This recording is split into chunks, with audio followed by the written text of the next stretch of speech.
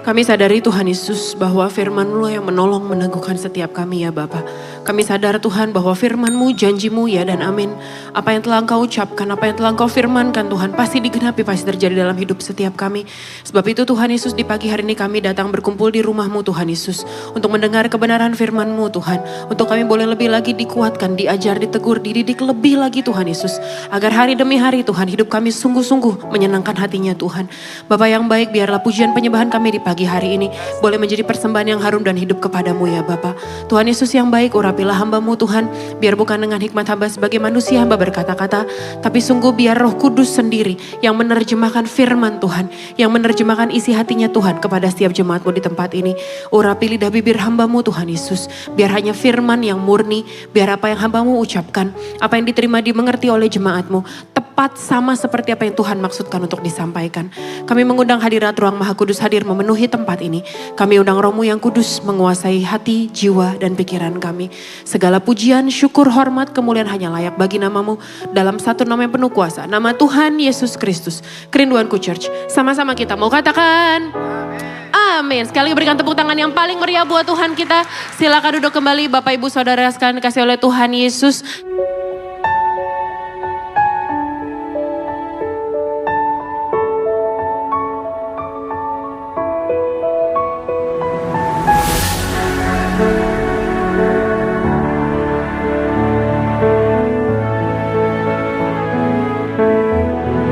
Terima kasih kepada seluruh teman-teman yang telah mengambil bagian dalam pelayanan di pagi hari ini. Terimalah salam dari mimbar yang kudus ini. Shalom Kerinduanku Church. Kurang semangat, shalom Kerinduanku Church. Apa kabarnya saudara sekalian pagi hari ini? Puji Tuhan, kita akan lanjutkan serial khotbah dalam tema pengajaran kita di bulan Juli ini, yaitu kita dalam tema pengajaran, tema besar mengenai gratitude atau ucapan syukur atau rasa bersyukur. Dan di minggu yang ketiga ini sesuai dengan tema mingguan kita, di minggu yang ketiga ini kita akan bicara mengenai contentment atau yang istilahnya adalah rasa cukup. Nih, minggu yang ketiga kita bicara mengenai contentment atau rasa cukup. Dan maka dari itu saya beri judul dalam khotbah saya di pagi hari ini kepada saudara sekalian, Contentment Creator. Mungkin kita sering dengar namanya content creator ya, content creator, konten kreator, kreator konten. Kalau kita mau bedah sebenarnya, kalau content creator tuh kerjanya ngapain sih? Mereka kerjanya adalah mengisi media, mengisi sosial media, mengisi platform yang ada dengan konten gitu, dengan materi, dengan ilmu dengan foto, dengan video, dengan pengalaman mereka untuk mengisi pada sebuah platform. Makanya dikatakan content creator. Tapi hari ini kita mau belajar mengenai contentment creator, menciptakan rasa cukup. Menciptakan rasa cukup. Saudara benar gak? Saudara sadar gak sih kalau dunia kita tuh bergerak cepat banget? Cepat banget bergeraknya. Yang hari ini lagi ngetren. Kasih waktu 1-2 minggu, udah ketinggalan zaman. Handphone, iPhone, setiap bulan September udah ada Apple Events lagi. Keluar lagi yang baru lagi, yang baru lagi, yang baru lagi. Padahal iPhone 17 masih oke, masih fine, masih prestigious. Tapi nanti di bulan September kalau keluar iPhone 18, kita langsung ngerasa iPhone kita udah ketinggalan zaman. Ada istilah kalau perempuan mungkin tahu, istilahnya adalah fast fashion. Yaitu baju fashion yang ada di mall-mall itu istilahnya fast fashion. Karena hari ini ada keluar seri terbaru, keluar koleksi terbaru, kasih 1 bulan 2 bulan, keluar lagi yang baru. Terus yang lama numpuk di lemari, numpuk, abis itu kita cuma pakai 1-2 kali and then that's it. Selesai. Tren internet juga gitu, apa yang hari ini lagi ngetren di TikTok, besok juga udah ketinggalan zaman, udah basi. Apa yang hari ini kita lihat setiap kali scroll, semua joget yang sama, semua nyanyi yang sama. Tapi kasih 1-2 minggu, trennya berubah lagi. Dunia kita tuh bergerak cepat sekali. Sangat cepat. Maka dari itu kita tuh kadang-kadang kebingungan untuk menentukan batas cukup tuh di mana ya. Karena kita pengen keep up terus. Kita pengen selalu, setiap kali kita di level tertentu, kita selalu ngerasa kayak kurang lagi. Udah ada yang baru lagi. Sehingga kita kebingungan, kita jadi blur. There's a blur line di mana batas cukup. Dan hari ini dalam tema besar mengenai ucapan syukur, mengenai gratitude, kita mau belajar untuk memiliki rasa cukup. Memiliki rasa cukup yang sehat. Kita lihat dulu yuk dasar kebenaran firman Tuhan dari Filipi 4 ayat 11 sampai 12. Sama-sama kita baca 2 ayat ini. 3, 2, 1 yuk.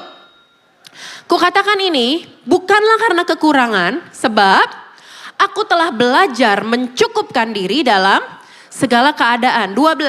Aku tahu apa itu kekurangan dan aku tahu apa itu kelimpahan. Dalam segala hal dan dalam segala perkara tidak ada sesuatu yang merupakan rahasia bagiku. Baik dalam hal kenyang maupun dalam hal kelaparan. Baik dalam hal kelimpahan maupun dalam hal kekurangan. Sedikit latar belakang mengenai kitab Filipi ini. Kalau minggu kemarin kita belajar latar belakang kitab Korintus, hari ini kita mau belajar sedikit dari latar belakang kitab Filipi. Kitab Filipi ini ditulis oleh Paulus saat dia berada di dalam penjara dalam pemerintahan Kaisar Nero. Kita tahu Kaisar Nero adalah kaisar yang paling kejam dalam sejarah Romawi dan dia benci banget sama orang Kristen. Orang Kristen dipenggal kepalanya, kepalanya ditaruh di atas sebuah tongkat, dijadiin obor untuk penerangan di kota Roma. Dia tuh benci banget sama orang Kristen. Sehingga Paulus dipenjara karena dia memberitakan Injil. Nah, 4 tahun sebelum Paulus menulis surat ini, dia diseret dari Bait Allah di Yerusalem. Dia dipukulin, hampir dibunuh oleh para pemimpin Yahudi. Sama orang Yahudi dia dibenci, dan kemudian sama orang Romawi pun dia dibenci. Dia dipenjara di Kaisarea. Nih, saudara bisa baca di depan informasinya mengenai kitab Filipi. Menghabiskan 2 tahun di kota Roma dalam status tahanan rumah. Dan disitulah di dalam penjara di kota Roma, dia menulis surat ini kepada jemaat di kota Filipi. Nah, di tengah kondisi yang kayak gitu, habis dipukulin, habis diseret, habis difitnah, habis dipermalukan, dibawa dalam penjara, dijaga oleh pasukan elitnya Romawi karena dianggap orang yang berbahaya untuk pemerintahan. Lalu kemudian dalam situasi ini kita tahu dalam kitab Filipi adalah kitab yang kalau kita baca, kitab yang paling bersuka cita gitu. Kalau saudara baca kitab Filipi, cuma ada 4 pasal kitab Filipi. Kesannya surat yang singkat, tapi kalau kita baca itu vibes-nya tuh cerah ceria gitu. Vibes-nya tuh tentang bersukacitalah, aku katakan bersukacitalah. Vibes-nya tuh happy, ceria. Kayaknya kita tuh kuat banget, kita happy banget. Padahal latar belakangnya ditulis oleh Paulus dalam keadaan yang tidak menyenangkan. Dalam keadaan yang kalau kita pikir, gimana caranya mengucap syukur ya? Gimana caranya bersukacita ya? Dalam keadaan Paulus sedang ngalamin kondisi yang ada di depan saudara baca ini. Tapi kitab Filipi mengajarkan kita justru dalam kitab Filipi lah Paulus mengajar kepada jemaat, mengajar kepada orang-orang Kristen untuk merasa cukup. Untuk bisa merasa cukup. Kita akan belajar lebih dalam hari ini. Tapi sebelumnya saya buka ada kutipan dari Pastor Gary Hamrick bilang begini. Being content shows a gratitude for God and a trust in Him in all circumstances. Merasa cukup, memiliki rasa cukup, menunjukkan ucapan syukur kita kepada Tuhan. Dan rasa percaya kita kepada Tuhan dalam segala keadaan. Paulus sendiri tadi nulis, aku tahu apa itu kelimpahan, aku tahu apa itu kekurangan, aku tahu rasanya kenyang, aku tahu rasanya kelaparan. Aku nulis kayak gini karena aku telah belajar mencukupkan diri dalam segala keadaan. Mencukupkan diri dalam segala keadaan. Saya sedikit ada statistik sedikit. Kemarin saya dapetin ini statistiknya. Kalau di atas kepala kita ada atap rumah, dan ada makanan di meja kita lebih kaya daripada 93% populasi dunia. Kalau kita punya sepasang sepatu, kita lebih kaya daripada 75% populasi dunia. Tapi di Amerika Serikat, hutang kartu kredit mencapai per rumah tangga ya, per household, per rumah tangga, utang kartu kredit mencapai $16.000. $16.000. Kenapa? Karena manusia merasa nggak puas dan selalu ingin lebih. Saya mau tanya deh sama saudara, kalau kita ke bawah tuh, ada toko yang furniture, perintilan rumah. Let's say kayak ke IKEA dan teman-temannya. Rumah kita fine-fine aja. Tapi ketika kita sampai sana, kita ngerasa rumah kita jelek. Kita ngerasa rumah kita kurang. Kayaknya apa ya, kayaknya pengen beli ini deh. Ih sofanya bagus ya. Ih ternyata kalau seni begini bagus ya. Ih kayaknya bagus deh. Mulailah kita colek suami kita. Pak, kayaknya perlu ganti deh sofanya deh. Yang itu bagus, yang di rumah udah jelek. Padahal sebelum kamu berangkat, rumahmu fine-fine aja. Tapi ketika kita datang ke toko furniture, ke toko perabotan rumah, ada aja yang dibawa pulang. Niatnya cuma cari obeng, pulang-pulang, bawa pitcher baru, bawa gelas baru, bawa set pisau, bawa bantal baru, bawa spray baru. Karena ketika kita ke sana, kita ngelihat kayaknya kurang, kita pengen lebih, dan lebih. Masih mendingan kalau ketidakpuasan kita masih dalam hal materi. Walaupun bahaya juga. Bisa bawa kita kemana-mana lah, pinjol lah dan lain-lain. Tapi masih mendingan, gimana kalau kita tidak merasa puas sama kehidupan kita? Gimana kalau rasa tidak puas itu kemudian mengakar dan menjalar dalam kehidupan pernikahan kita? Berapa banyak orang yang merasa gak puas sama hidupnya? Berapa banyak orang yang merasa gak puas sama pernikahannya? Akhirnya cari yang lain. Akhirnya mencari rasa puas, mencari rasa aman, mencari rasa cukup, mencari rasa cinta dari orang lain. Dari pasangannya orang lain. Berapa banyak angka perselingkuhan yang terjadi karena orang gak puas sama pasangannya mereka. Hari ini gini loh, gini. Bukan berarti kita gak boleh improve. Bukan berarti kita gak boleh, bukan berarti, berarti kita mediocre aja ya pastor ya. Kita gak usah punya ambisi ya. Kita gak usah pengen pada peningkatan. No, bukan seperti itu maksudnya. Ada perbedaan antara mau mengimprove kehidupan dengan dikuasai hawa nafsu untuk pengen lebih, dan lebih. Saya ulang sekali lagi. Ada perbedaan antara kita pengen mengimprove kehidupan dengan kita dikuasai hawa nafsu untuk lebih, dan lebih. Dan itu yang mau kita pelajari pada hari ini. Saudara siap diberkati? Ada 3 hal yang mau kita pelajari. Bagaimana kita dapat merasa cukup. Bagaimana kita bisa hidup dalam rasa contentment. Dalam rasa cukup. Yang pertama, learn to be content. Belajar merasa cukup. Saya mau tanya deh sama saudara. Kalau hidup di Jakarta tuh sebulan butuhnya berapa sih? Sampai di angka cukup ya? Cukup nih. Sampai di angka cukup. 3 juta cukup gak? 3 juta cukup gak? Enggak. 4 juta? 4 juta cukup gak? 4 juta tuh kalau 4,5 deh, 4,5. Bagi 30 150 ribu loh sehari. Cukup gak? Enggak cukup. Gak cukup Bu. Oke 5 juta cukup gak? 5 juta cukup gak? Cukup loh, cukup. Bukan bisa jalan-jalan ke Paris, bukan. Udah kalah Paris. Maaf Derin. Cukup, sampai di level cukup. 5 juta cukup gak? Gak cukup Bu. 5,5 deh. UMR Jakarta 5,5 cukup gak? Emang warga Gading susah ya? Susah, warga Gading susah. Warga Gading tuh 50 juta baru katanya cukup gitu. Manusia tuh susah buat sampai di level cukup. Masalahnya gini loh, saya pernah dengar Pastor Gideon cerita. Ada orang altar call, maju minta doain nih. Yang sebelah ada ibu-ibu nangis-nangis. Pak Pendeta tolong doain Pak Pendeta. Gaji suami saya udah 2 tahun cuma 20 juta Pak Pendeta. Kami bingung bagaimana caranya. And the blind. Nangis-nangis didoain sama Pastor Gideon. Ibu-ibu yang sebelahnya waktu ibu ini balik. Keluar dari ruangan gereja. Ibu sebelah, Pak Pendeta. Gaji suami saya cuma 2,5 juta Pak Pendeta. Kalau gaji suami saya 20 juta pulang saya gendong dia. Rasa cukup tuh apa sih indikatornya? Hatimu sendiri gitu loh. Makanya dalam Filipi 4 ayat yang ke-11 Paulus bilang gini. Kukatakan ini bukanlah karena kekurangan. Sebab aku telah belajar mencukupkan diri. Rasa cukup itu perlu dipelajari Pak. Bu, rasa cukup itu perlu dipelajari. Dan orang belajar adalah orang yang rendah hati. Orang yang mau belajar adalah orang yang rendah hati. Orang sombong gak mau belajar. Karena apa? Karena dia ngerasa dia paling tahu segala-galanya. Dia yang paling ngerti kehidupan ini. Dia yang paling excel, paling top of the world lah.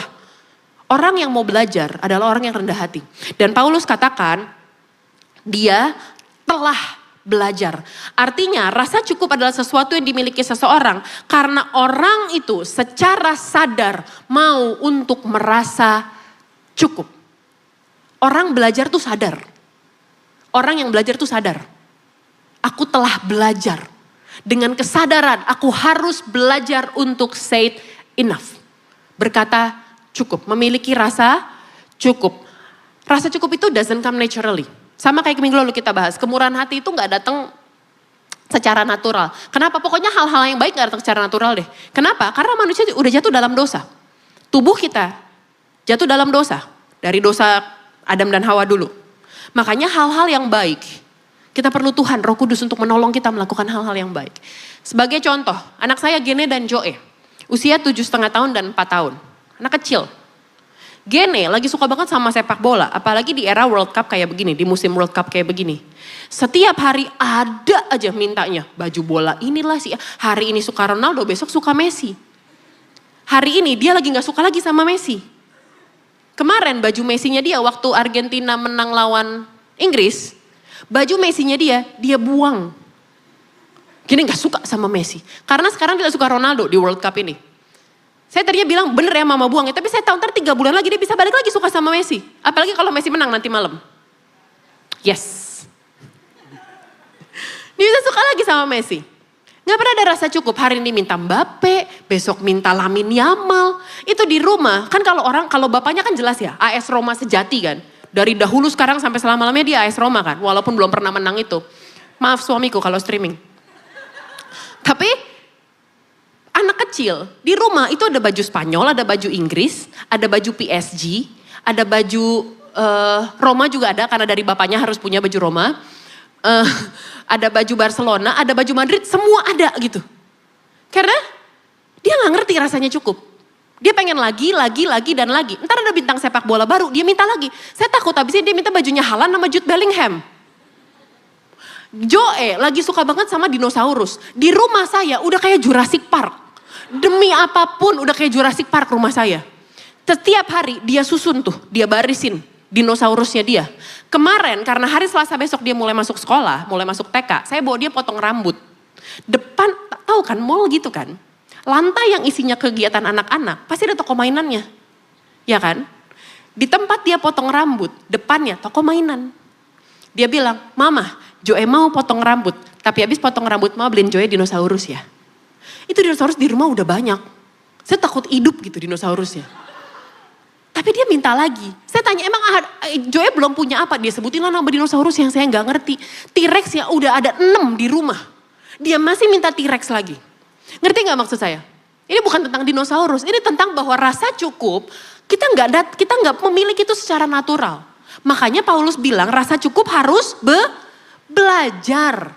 Aku telah belajar mencukupkan diri dalam segala keadaan. Paulus tidak memperoleh rasa cukup ini dengan cara yang instan. Dia mendapatkan rasa cukup karena ditempa oleh perjalanan hidup. Makanya saya tulis dalam slide saya, rasa cukup adalah bentuk kedisiplinan. Untuk bisa tegas, disiplin sama diri sendiri dan bilang, cukup. Ini udah yang luar biasa yang Tuhan sediakan bagiku. Ini udah yang terbaik yang Tuhan sediakan bagiku.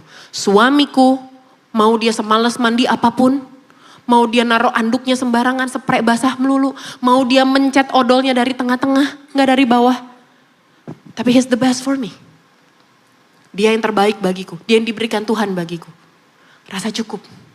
Rasa cukup. Ada istilah hedonic adaptation atau hedonic treadmill. Saudara tahu kan kalau lari di treadmill, keringetan sih, pegel sih, tapi gak kemana-mana. Di situ-situ aja.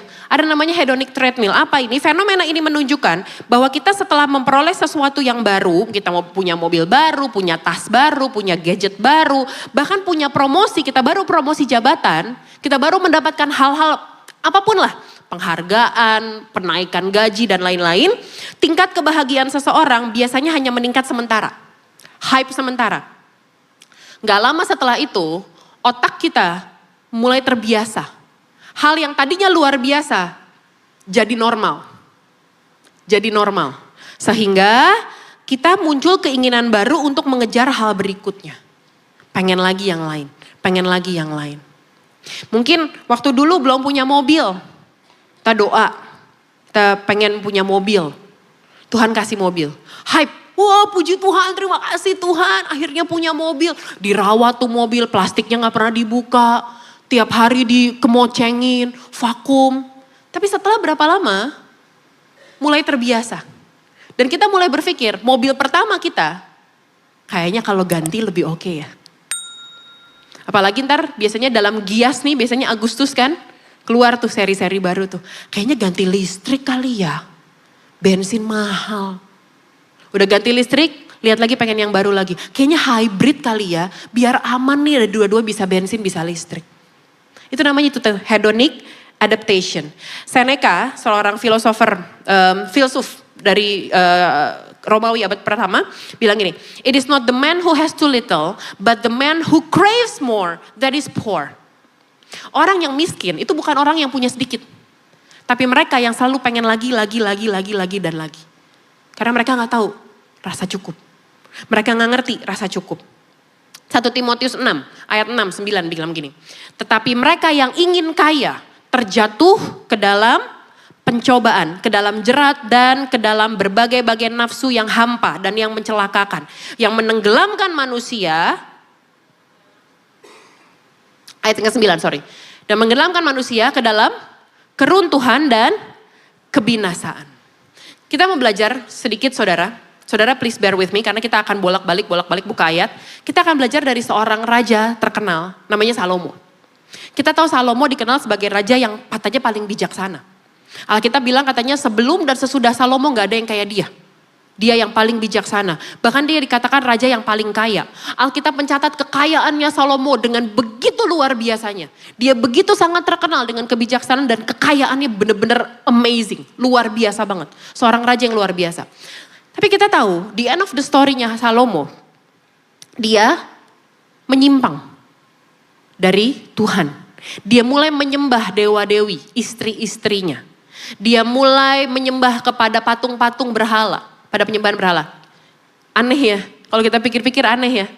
Kalau yang kita tahu, kesalahannya Salomo adalah karena istrinya banyak. Alkitab bilang itu karena istrinya banyak, istrinya ketika Salomo menjadi tua, terus istrinya menghasut dia untuk menyembah dewa-dewi istri-istrinya itu. Yang kita tahu adalah Salomo jatuh karena dia penyembahan berhala setelah dia tua. Tapi saudara tahu nggak, kegagalannya Salomo, kejatuhannya Salomo telah dimulai jauh sebelum itu. Jauh sebelum dia menjadi tua. Apa buktinya? Apa kegagalannya Salomo? Ratusan tahun sebelumnya, saya nggak tahu ratusan atau ribuan tahun sebelumnya lah. Allah memberikan satu hukum dengan 3 batasan. Khusus kepada raja. Yang menarik adalah ketika Allah memberikan hukum ini, itu masih zamannya Musa. Bangsa Israel belum punya raja. Belum zamannya raja. Masih Musa yang memimpin mereka, masih keluar dari tanah perjanjian, dan kemudian digantikan oleh Yosua. Jadi mereka masih belum punya raja, mereka belum zamannya hakim-hakim, belum. Way back before that. Jauh dari sebelum itu. Tuhan sudah kasih satu hukum yang harus dipatuhi oleh raja yang nantinya akan diminta oleh bangsa Israel. Jadi jauh sebelum itu Tuhan udah kasih satu peraturan. Jauh sebelum bangsa Israel punya raja, Tuhan udah kasih satu peraturan. Dalam Ulangan 17, 18, 19. Apabila ia duduk di atas tahta kerajaan, maka haruslah ia menulis baginya salinan hukum ini menurut kitab yang ada pada imam-imam orang Lewi. Itulah yang harus ada di sampingnya dan haruslah ia membacanya seumur hidupnya untuk belajar takut akan Tuhan Allahnya dengan berpegang kepada segala isi hukum dan ketetapan ini untuk dilakukannya. Jadi hukumnya Tuhan suruh para raja tulis sendiri hukumnya. Karena kalau kita nulis sendiri kita lebih inget. Kita kalau belajar dulu gitu ya, kalau dosen atau guru ngomong, saya tuh metodenya kalau dosen atau guru ngomong, saya perlu nulis. Walaupun catatan saya yang ngerti saya doang. Karena udah kemana-mana tuh, tarik garis ini, tarik garis sana, warna ini, warnain itu. Tapi saya harus nulis. Karena dengan begitu saya ingat. Nah Tuhan udah kasih sama peraturan kepada bangsa Israel. Raja-raja, siapa yang duduk di bangku raja, yang menjadi raja duduk di tahta, harus menulis hukum ini dan membacanya seumur hidupnya. Supaya belajar takut akan Tuhan, berpegang pada segala isi hukum ini dan ketetapan ini untuk dilakukannya. Bahkan ketika suksesi kerajaan daripada Daud kepada Salomo, Daud kasih pesan sama anaknya, haruslah kamu ingat hukumnya Tuhan. Lakukanlah itu seumur hidupmu supaya kamu berhasil, supaya kamu beruntung dan lain-lain. Daud udah kasih last message-nya kepada Salomo ketika Salomo menggantikan dia jadi raja. Jadi Salomo gak kurang pengetahuan. Salomo tahu apa hukum Tuhan. Salomo tahu apa yang harusnya dia taati. Tapi apa yang dilakukan oleh Salomo? Hukum apa yang dilanggar Salomo? Ulangan 17 ayat 16. Ini hukumnya. Hanya, ini hukumnya dari Tuhan ya, yang harus ditulis, harus dibaca seumur hidupnya. Hanya janganlah ia memelihara banyak kuda dan janganlah ia mengembalikan bangsa ini ke Mesir untuk mendapat banyak kuda. Sebab Tuhan telah berfirman kepadamu, janganlah sekali-kali kamu kembali melalui jalan ini lagi. Tapi apa yang Salomo lakukan selama pemerintahannya? Dalam 1 Raja-Raja 10 ayat 26 dan 28. Salomo mengumpulkan juga kereta dan orang berkuda sehingga ia mempunyai 1.400 kereta dan 12.000 orang berkuda. Semuanya ditempatkan dalam kota-kota kereta dan dekat raja di Yerusalem. Ayat 28. Ayat 28. Next. Kuda untuk Salomo didatangkan dari Misraim. Saudara tahu gak Misraim itu apa? Saudara yang tahu Misraim itu apa? Misraim adalah nama kunonya Mesir. Misraim. Kenapa namanya Misraim? Karena dulu Mesir ada dibagi dua bagian. Jadi kalau dalam bahasa Ibrani kalau belakangnya ada imbuhan im, itu bicara soal jamak, bentuk jamak. Dulu Mesir terbagi jadi dua, makanya disebut Misraim.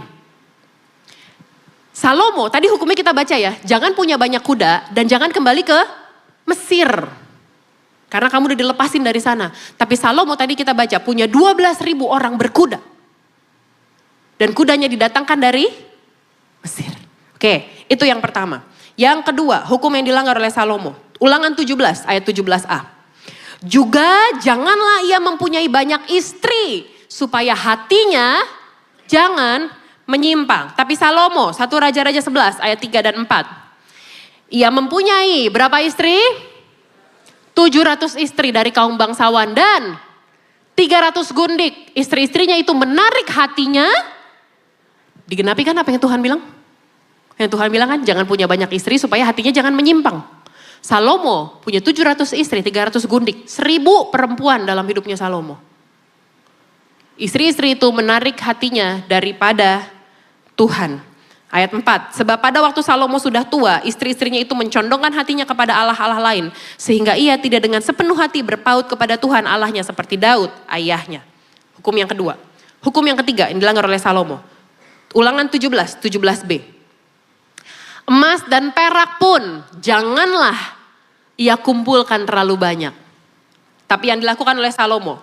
1 Raja-Raja 10 ayat 14. Adapun emas yang dibawa kepada Salomo dalam 1 tahun ialah seberat 666 talenta. Saya iseng hitung. 1 talenta itu kurang lebih 34 kilogram. Kurang lebih satuannya. 34 kilogram kali 666 talenta. Totalnya ada 22,6 ton emas. 22,6 ton.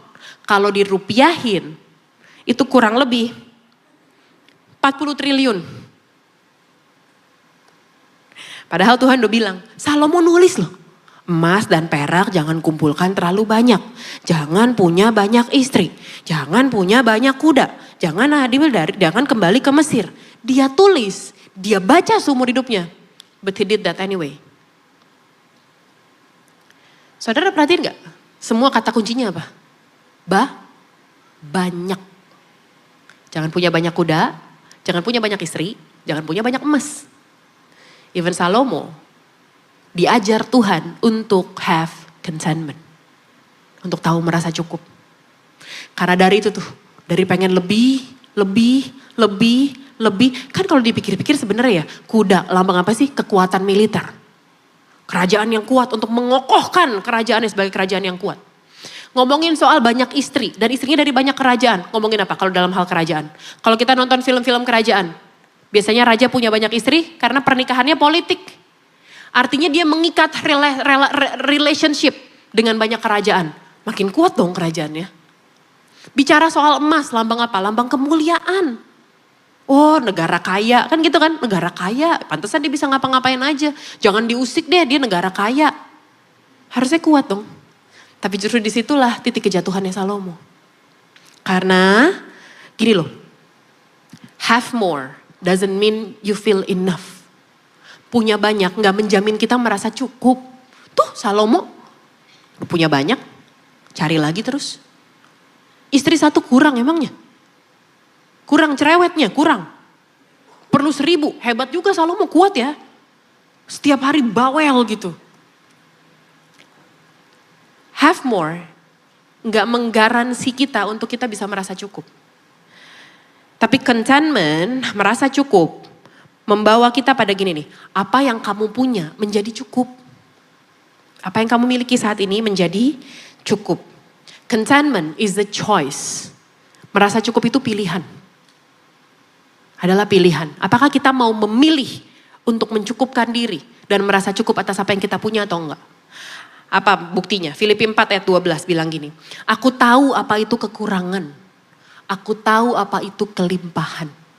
Dan dalam segala hal dan dalam segala perkara tidak ada sesuatu yang merupakan rahasia bagiku. Dalam hal kenyang, dalam hal kelaparan, dalam hal kelimpahan maupun dalam hal kekurangan. Dia udah pernah ngerasain semuanya. Paulus bisa menulis ini karena dia tahu apa itu kekurangan, dia tahu gimana rasanya lapar, dia tahu bagaimana rasanya berkelimpahan. Saudara tahu kan Paulus itu bukan orang sembarangan. Dia orang pinter, dia orangnya Sanhedrin, itu para ahli-ahli Taurat di Yerusalem, orang-orang Yahudi yang pinter-pinter. Dia pengusaha tenda, tent maker, pengusaha rumah tuh, kayak pengusaha properti gitu kayaknya ya kalau zaman sekarang mah. Dia orang bikin tenda, orang hebat, orang kaya, berkelimpahan. Tapi dia bilang aku tahu rasanya, dia nulis di dalam penjara, dia tahu bagaimana rasanya disanjung-sanjung, dipuji-puji, dia tahu bagaimana rasanya dihina-hina. Tapi dalam segala hal dia memilih untuk merasa cukup. Untuk merasa cukup. Ibrani 13 ayat 5 bilang gini, janganlah kamu menjadi hamba uang dan cukupkanlah dirimu dengan apa yang ada padamu.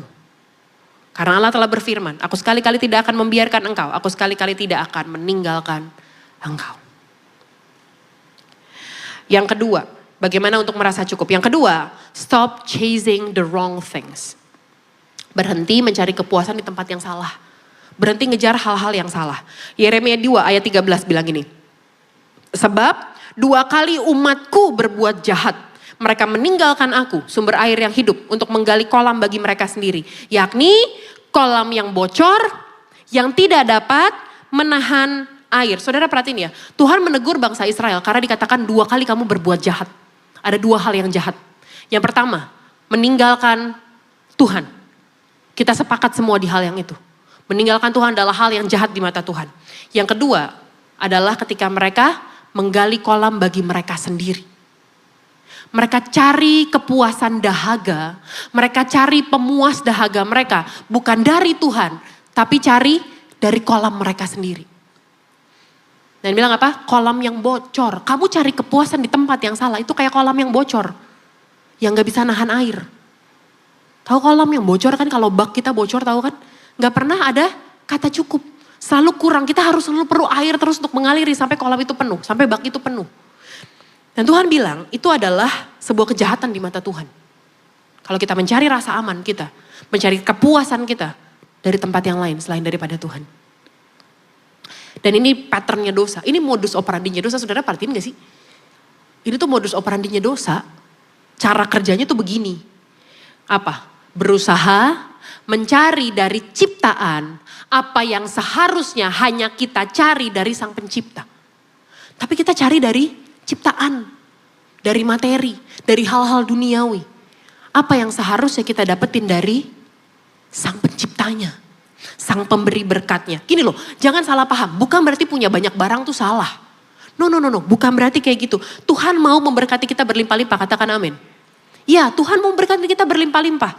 Dia Allah yang kaya, dia yang sanggup memenuhi segala keperluan kita. Dia mau kita diberkatin. Tapi masalahnya muncul ketika kita mengharapkan barang, melakukan sesuatu yang sejak semula dia tidak dirancang untuk melakukan itu. Let's say gini, saya ngomong sama ibu-ibu karena pasti relate sama saya nih. Saya mau tanya, kita punya tas buat apa, Bu? Tas kita fungsinya buat apa?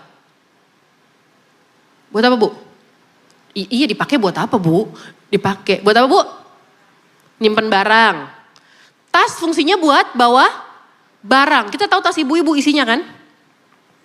Tisu, bedak, sisir, dompet, handphone, dompet kartu, tisu basah, hand sanitizer, sisir ya tadi udah, ginjal, paru-paru, pankreas, ada semua dalam tas perempuan kan? Ada semuanya. Kadang di tas saya ada dinosaurus juga ada. Mainannya Joy, beneran saya nggak bohong. Tuh Leoni saksinya, kemarin buka tas saya ada Godzilla udah buntung kepalanya. Sampai dia nanya, Kak ini apaan sih Kak? Punya Joy. Segala macam ada di dalam tas kita.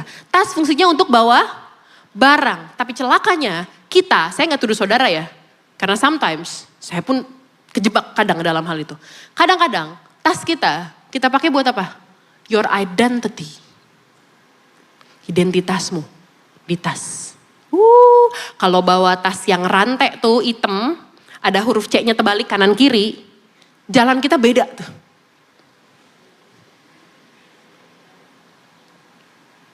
Kita taruh identitas kita pada tas, yang bukan seharusnya itu fungsinya. Fungsinya tas bawa barang, bukan buat identitas. Tapi itu polanya dunia kan? Supaya apa? Supaya kita craving for more. Supaya kita gak ngerasa cukup. Ada lagi yang baru, ada lagi yang baru. Kurang keren, kurang gaya. Fungsinya gini loh. Mobil pak, mobil gak memberi rasa aman pak. Rasa aman cuma dalam Tuhan. Kalau mobil memberi rasa aman, kenapa kamu kunci mobilmu? Mobil gak memberi rasa aman. Rumah, vas mewah, perabot mahal gak memberi damai. Bu, skincare gak memberi makna hidup bu. Betul bikin kita tambah cakep, iya betul. Tapi gak memberi makna hidup. Makanya saya katakan tadi di awal, jangan ngejar hal yang salah. Rasa amanmu hanya di dalam Tuhan. Kalau kita taruh rasa aman kita pada muka kita, sekali kita pakai skincare salah terus break out gimana? Hilang rasa aman kita. Hilang rasa percaya diri kita. Hilang rasa cukup kita. Rasa bersyukur kita habis deh. Makanya stop cari pada hal-hal yang bukan seharusnya. Ada sebuah kutipan yang diparafrase dari tulisannya Blaise Pascal. Bilang gini, there's a God-shaped vacuum in the heart of each man which cannot be satisfied by any created thing but only by God the Creator made known through Jesus Christ. Ada sebuah lobang dalam hati manusia, ada sebuah kehampaan dalam hati manusia yang gak bisa diisi sama hal-hal ciptaan dan hanya bisa diisi oleh Dia yang menciptakannya, yang kita kenal dalam nama Yesus Kristus. Nah bahayanya kita tuh cari ruang hampa kita ini, kita berusaha mengisi ruang hampa kita ini dengan hal-hal duniawi, dengan materi, dengan pencapaian, dengan nama baik, bahkan dengan cinta sekalipun.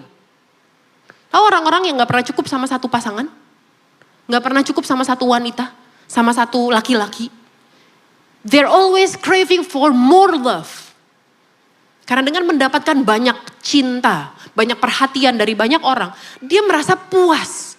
Dia merasa hatinya tuh baru cukup gitu.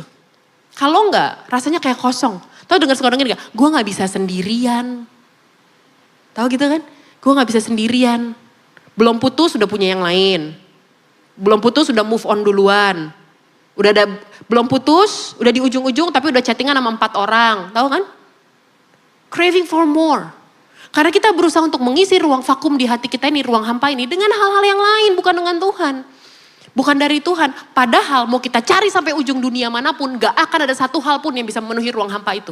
Selain Yesus Kristus Tuhan. Hanya Tuhan yang bisa memenuhi jiwamu. Hanya Dia yang dapat memuaskan jiwamu. Only God and God Himself. Gak ada yang lain. Amin kerinduanku church? Amin gak nih? Amin. Ayo cek. Sebenarnya di mana kita menaruh rasa aman kita? Khotbah ini adalah khotbah yang reflektif. Termasuk saya pun. Ketika menyiapkan khotbah ini saya pun. Saya langsung lihat keranjang Shopee saya. Apa aja isinya ya? Kok banyak? Baru deh deletein. Jadi sebenarnya gak perlu sih, cuman pengen doang. Ini gak perlu sih. Baju ini udah banyak, blazer udah banyak. Udahlah, lemari aja udah gak muat. Try to feel content. Tahu kapan nggak bilang cukup. Yang ketiga, yang terakhir. Bagaimana caranya merasa cukup? Count your blessings. Hitung berkatmu, sadari berkat yang udah Tuhan kasih. Sadari apa yang udah Tuhan perbuat. Mazmur 103 ayat 1 dan 2 bilang gini. Dari Daud, pujilah Tuhan hai jiwaku. Pujilah namanya yang kudus, hai segenap batinku. Pujilah Tuhan hai jiwaku dan janganlah lupakan. Dan janganlah lupakan. Ayat kedua. Ayat yang kedua. Janganlah lupakan segala kebaikannya. Daud memerintahkan. Lihat ya, perhatikan katanya pujilah. Tonton musik boleh siap-siap yuk.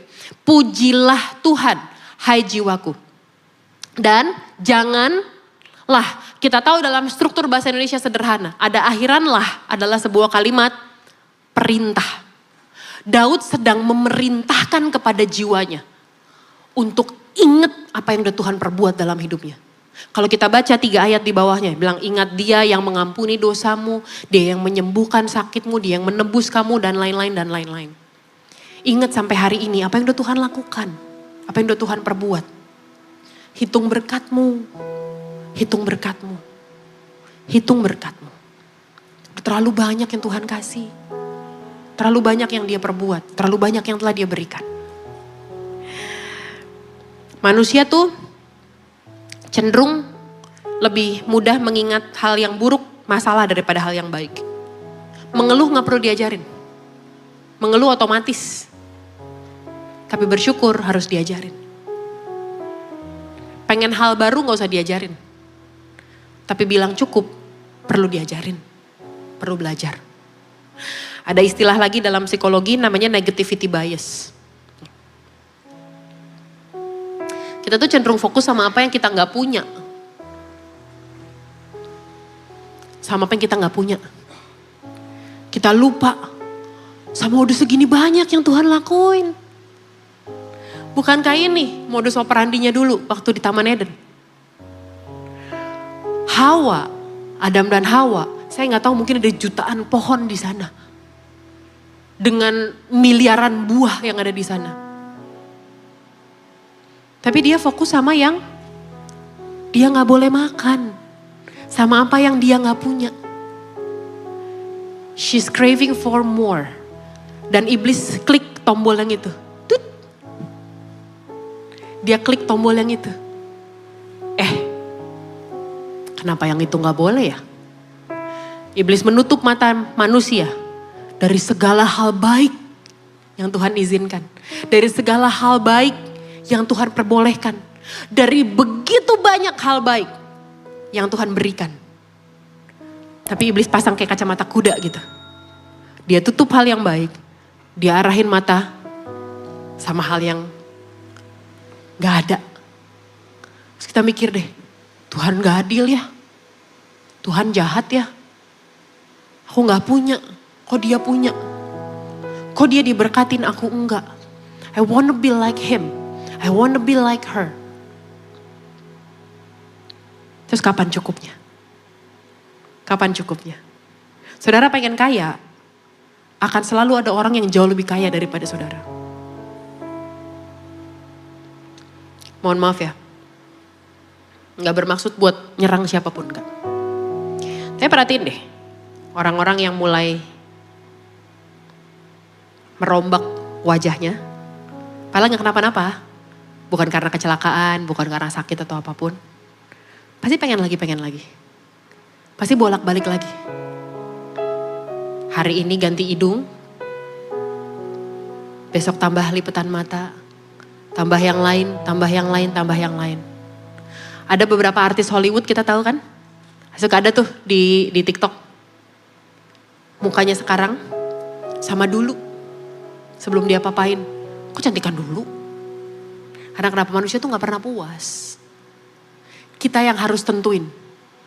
Di level mana we say enough. Cukup. Apa yang Tuhan berikan udah baik banget buat aku. I am content. I am full. I am whole. Not because of what I have. But because God is in me. Karena Tuhan yang ada di dalamku. Makanya gini. Anak-anak tuh perlu diajarin untuk ngucap syukur. Anak-anak perlu diajarin untuk tahu merasa cukup. Ini juga PR buat saya kok. Sebagai orang tua yang punya anak kecil, pra-remaja, juga PR. Untuk ngajarin mereka merasa cukup. Untuk bisa tegas ngajarin mereka rasa cukup. Kalau kita ngitungin terus apa yang belum kita punya mah gak habis-habis. Gak habis-habis. Gak habis-habis. Tapi coba deh mulai hitung apa yang udah kita miliki. Bu, itu tas di lemari udah gak muat, Bu. Udah, Bu. Sepatu udah gak muat, Pak. Udah, sneakers-sneakersnya udah. Learn to feel content. Istrimu, Pak, yang terbaik buat kamu. She's your missing puzzle piece. Dia yang dari Tuhan. Suamimu, Bu, dia yang dari Tuhan. Mau tiap hari bikin ngoceh melulu, bikin marah melulu. Dia dari Tuhan. Dia dari Tuhan. Kalau mau improve your marriage. Kalau mau improvement in life, bukan ganti pasangannya. tapi improve kualitas pernikahannya. Ayo komunikasi, ayo jalan-jalan berdua lagi, ayo ngedate lagi, ayo ngobrol sama anak, ayo jadi sahabat. Ayo tingkatin kualitas pelayanannya, ayo sungguh-sungguh dalam kerja. Bukan berarti gak boleh improve, bukan berarti gak boleh punya ambisi. No, I'm an ambitious woman myself. Tapi harus tahu sampai di level mana. Karena kalau kita fokus, kita biarinin ambisi nguasain kita, jadinya jahat loh. Tahu kan orang yang gitu ya? Dia terlalu ambisius. Jadinya apa? Injek kanan, injek kiri, fitnah sana, fitnah sini. Bikin jahat, korupsi, nyolong, tipu, dan lain-lain. Punya ambisi itu bagus. Tapi jangan lupa untuk hitung berkat yang udah Tuhan kasih. Makanya kenapa Filipi 4 ayat 13 bilang gini. Segala perkara dapat kutanggung di dalam Dia yang memberi kekuatan kepadaku. Kita tuh suka gini, kita tuh suka quote ayat ini. Buat kalau kita lagi ada masalah gitu ya. Mau lomba, anak mau lomba. Segala perkara dapat kutanggung. Di dalam Dia memberi kekuatan kepadaku. Kalau kita lagi ada mau interview kerja. Segala perkara dapat kutanggung. Tapi kalau kita mau lihat konteks ayatnya, kan tadi ada tuh kita baca Filipi 4, 11, 12, baru 13. Kan ada atasnya, ada kalimat. Ayat ini gak berdiri sendiri, bos. Ayat ini gak berdiri sendiri. Ayat ini ada konteksnya. Ada atasnya. Paulus lagi ngomongin soal merasa cukup. Aku mengatakannya bukan karena kekurangan, tapi aku telah belajar mencukupkan diri dalam segala keadaan. Aku tahu apa itu kelimpahan, aku tahu apa itu kekurangan. Aku tahu rasanya kenyang, aku tahu rasanya kelaparan. Aku tahu punya banyak, aku tahu punya sedikit. Baru ini, segala perkara dapat kutanggung. Di dalam Dia. Jadi segala perkara Dia tanggung bukan karena keadaannya. Bukan karena Dia punya banyak. Bukan karena Dia kelimpahan, tapi Dia bisa menanggung mau kaya kek, mau miskin kek, mau lagi dipuja-puji di Yerusalem kek, mau lagi dihina dalam penjara kek, tapi semuanya aku bisa tanggung karena Tuhan yang memberikan kekuatan kepadaku. Itu loh maksudnya. Itu maksudnya. Rasa cukupnya Paulus dia temukan di dalam Kristus. Bukan dalam keadaannya, bukan dalam seberapa banyak yang dia miliki. Tapi rasa cukupnya, kekuatannya, rasa amannya di dalam Kristus. Sumber rasa cukupnya adalah Kristus. Memang gak gampang hidup di dunia yang selalu bikin kita merasa gak cukup. Penghasilanmu gak cukup, kamu gak cukup cantik, kamu gak cukup kaya, kamu gak cukup pinter, kamu gak cukup tinggi. Karena gitu ya orang ditolak kerja gara-gara apa? Tingginya kurang. Pengalamanmu gak cukup. Orang sekarang lamar kerja aja gitu, berpenampilan menarik. Sementara kita ngaca, kita ngerasa kayak menarik dari mana gue. Emang gak gampang. Tapi hari ini kita mau belajar bahwa Christ is enough. Bahwa Yesus cukup. Yesus saja lebih dari cukup. Yesus saja lebih dari cukup. Aku telah belajar mencukupkan diri dalam segala keadaan. Segala perkara dapat kutanggung di dalam Dia yang memberi kekuatan kepadaku. Tuhan baik ya? Tuhan baik gak kerinduanku church? Tuhan baik ya? Kalau boleh ada sampai hari ini bukankah karena Tuhan yang menyediakannya? Terlalu banyak yang udah Dia kasih, terlalu banyak yang udah Dia perbuat. Hitung berkatmu, mengucap syukurlah atas apa yang telah Tuhan kerjakan dalam hidupmu. Kita tutup Alkitab kita bangkit berdiri, kita mau sembah Tuhan sebentar yuk.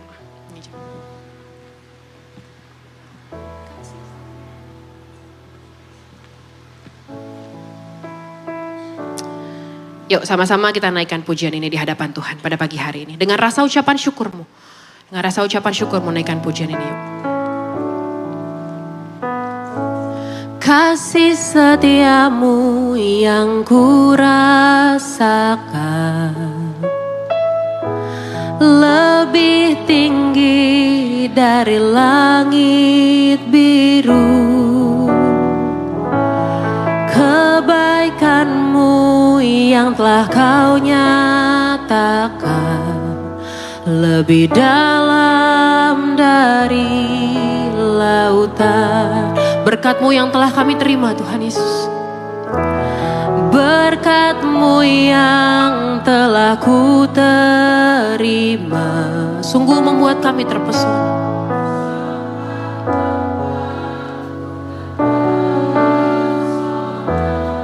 Kami sadari berkat-Mu besar Tuhan. Apa yang tak pernah ku pikirkan, itu yang Kau sediakan bagiku. Ayo ingat kebaikan-Nya. Siapakah aku ini Tuhan, jadi biji mata-Mu. Dengan apakah ku balas Tuhan selain puji dan sembah. Kembali kerinduanku church. Katakan, siapakah aku ini Tuhan? Siapakah aku ini Tuhan, jadi biji mata-Mu. Dengan apa kami balas kebaikan-Mu Tuhan Yesus? Kami bawa pujian sembah syukur kami bagi-Mu Tuhan. Tuhan, selain puji dan sembah, selain puji dan menyembah-Mu,